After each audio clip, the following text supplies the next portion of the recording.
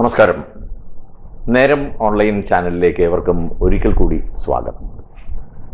നമ്മോടൊപ്പം ഇന്ന് അതിഥിയായിട്ടുള്ളത് doctor K Muraleedharan അവർകളാണ്. അദ്ദേഹത്തെ സംബന്ധിച്ചിടത്തോളം ഞാൻ പ്രത്യേകം പറയേണ്ട സ്ഥപതിയാണ് അദ്ദേഹം, വാസ്തു കുലപതിയാണ് എന്നൊക്കെ തീർച്ചയായും വിശേഷണത്തിന് അർഹനാണ് അദ്ദേഹം.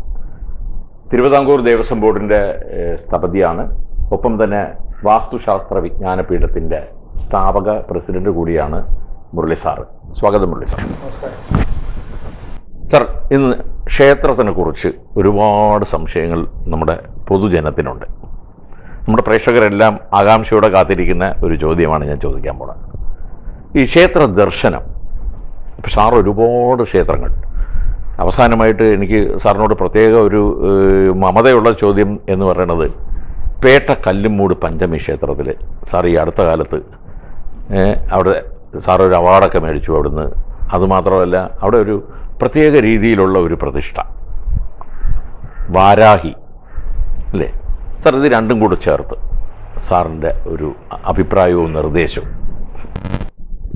ഈ പേട്ട കല്ലമ്മൂട് ക്ഷേത്രത്തിൽ പഞ്ചമി ക്ഷേത്രം, പഞ്ചമി എന്ന് വെച്ചാൽ പാർവതിയുടെ 5ാമത്തെ നെയ്മാണ്. ശാന്തരൂപിണിയായ ഒരു ഭാവമാണ് പഞ്ചമി. ആ ക്ഷേത്രം നേരത്തെ അവിടെ ഉണ്ടായിരുന്നു.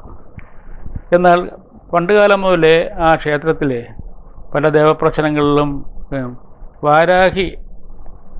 വാരാഹിയെ പ്രതിഷ്ഠിക്കണമെന്ന് എല്ലാ ദേവപ്രശ്നങ്ങളിലും കാര്യങ്ങളിലും വന്നുകൊണ്ടേയിരുന്നു. പക്ഷേ പല പല കാര്യങ്ങൾ കൊണ്ടും ചില ബുദ്ധിമുട്ട് അത് മാറി ഇഞ്ഞു പോകുന്നു. ഈ ഒരു 3 വർഷത്തിന് മുമ്പായിട്ട്, 4 വർഷത്തിന് മുമ്പായിട്ട് അവർ വലിയൊരു ദേവപ്രശ്നത്തിലെടുത്തപ്പോൾ ഇത് ചെയ്യുക എന്നുള്ള എൻ്റെ ഭാരവകളിൽ അങ്ങനെ തീരുമാനിച്ചു, വാരാഹിയെ.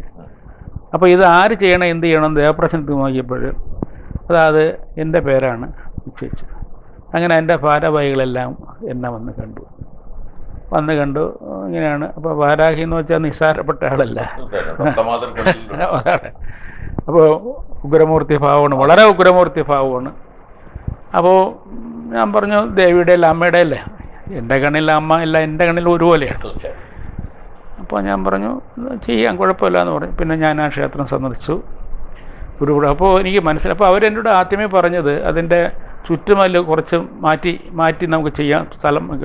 അപ്പോൾ ഞാൻ എൻ്റെ അളവും കാര്യങ്ങളും നോക്കിയപ്പോൾ ഒരിക്കലും തന്നെ അതൊരു വാസ്തു മണ്ഡലത്തിനത് കൃത്യമായിട്ട് നിൽക്കുന്ന ഒരളവാണ്. ഞാൻ അപ്പുറത്തൊരു മതിൽ ഇടിച്ച് മാറ്റിക്കഴിഞ്ഞാൽ അതിൻ്റെ ഊർജ്ജ ലെവൽ ഔട്ടാകും. വാസ്തു മണ്ഡലത്തിന് നമുക്ക് എപ്പോഴും തന്നെ ഭൗമോർജ്ജം, പ്രാപഞ്ച ഊർജ്ജം, ലൈറ്റ്നിങ്, എയർ പാസിംഗ് എന്നുള്ളത് വീടിന് പോലെ ക്ഷേത്രത്തിനുമുണ്ട് ചൈതന്യം. അപ്പോൾ അതിനെ ഇടിച്ചു കഴിഞ്ഞാൽ ആ അളവ് മാറിക്കഴിഞ്ഞാൽ അത്രത്തോളം പവർ പിന്നെ അവിടെ വരില്ല. അപ്പോൾ അതിനകത്ത് തന്നെ നിർത്തണം.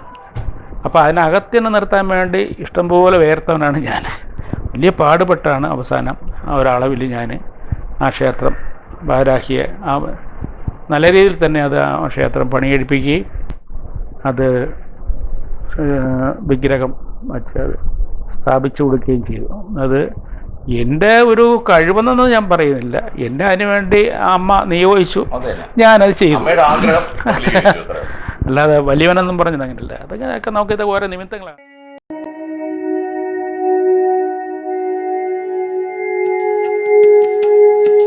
ഈ ക്ഷേത്രം പണ്ടേ ഉള്ളതാണ്, പക്ഷെ പെട്ടെന്നായിരുന്നു ആ ക്ഷേത്രത്തിൻ്റെ ഒരു വളർച്ച.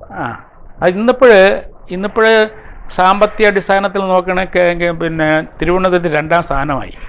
1ാം സ്ഥാനം പിന്നെ ആറ്റിയൽ ക്ഷേത്രമാണ്. അപ്പോൾ ഇതിപ്പോൾ ആറ്റിയൽ ക്ഷേത്രം വാസ്തു നോക്കുന്നപ്പോൾ ഞാൻ തന്നെ കേട്ടെ. അപ്പോൾ അത് 2ാം സ്ഥാനമായിട്ട് മാറി. ആളിൻ്റെ വരവിലും സാമ്പത്തികമായിട്ടും ഇന്നിപ്പോഴും വാരാഹി പഞ്ചമി ക്ഷേത്രം പല ദിക്കിൽ ആൾക്കാർ എത്തുന്നുണ്ട്. അവിടുത്തെ പ്രത്യേകത എന്ന് പറഞ്ഞാൽ അമ്മയ്ക്ക് നെയ്വിളക്ക് ആണും പെണ്ണും എടുക്കുന്നുണ്ട്. വെച്ചാൽ ക്ഷേത്രം ചുറ്റി അമ്മയുടെ മുമ്പ് കൊണ്ട് വയ്ക്കുക. പിന്നെ ഈ വാരാഹി ശരിക്ക് ആ അമ്മ പ്രവർത്തിക്കുന്നത് വളരെ സ്പഷ്ടമായിട്ട് ചില ആൾക്കാർക്ക് പറഞ്ഞു കൊടുക്കുക എന്താണത്.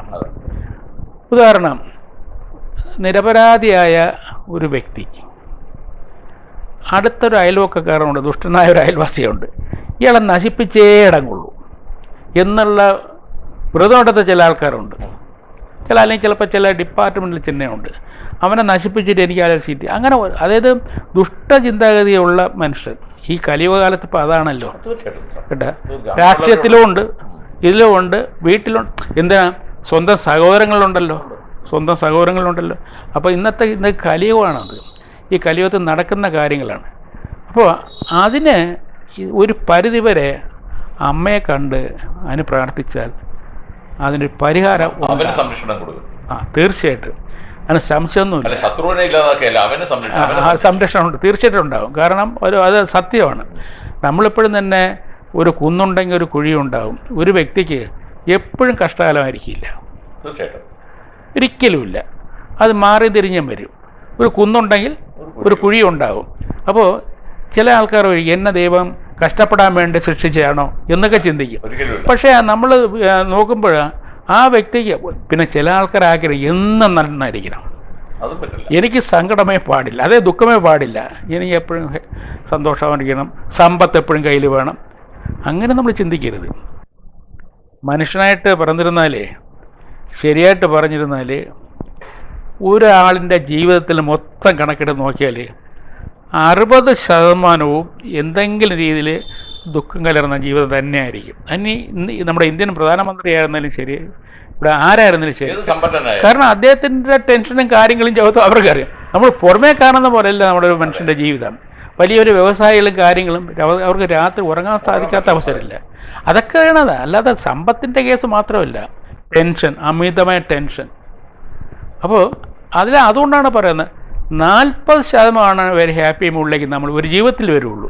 60% ടെൻഷൻ പിടിച്ച ജീവിതവും കാര്യങ്ങളും ദുഃഖമയും കാര്യങ്ങളൊക്കെ തന്നെയാണ്. ഇനി ആരും തന്നെ അതില്ല എന്ന് പറഞ്ഞാൽ നമ്മൾ വിശ്വസിക്കാനും പറ്റില്ല. രാജാവായിരുന്നാലും പ്രജയായിരുന്നായിരുന്നാലും എല്ലാം അത് തന്നെ.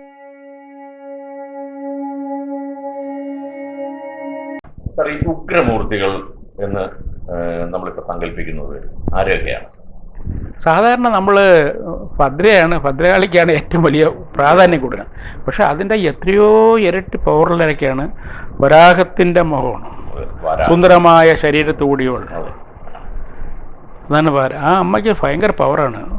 ഒരു ദുഷ്ടനെ നിഗ്രഹിക്കാൻ വേണ്ടി അമ്മയുടെ അടുത്തൊരു അവതാരമാണ്.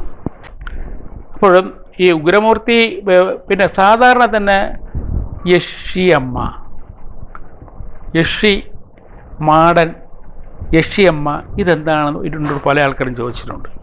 തമിഴ്നാട്ടിൽ കാണുമ്പോൾ യശക്കിയമ്മൻ എന്ന് പറയും. അതും സാക്ഷാൽ പാർവതി അമ്മയുടെ ഒരു ഭാവം തന്നെയാണ്.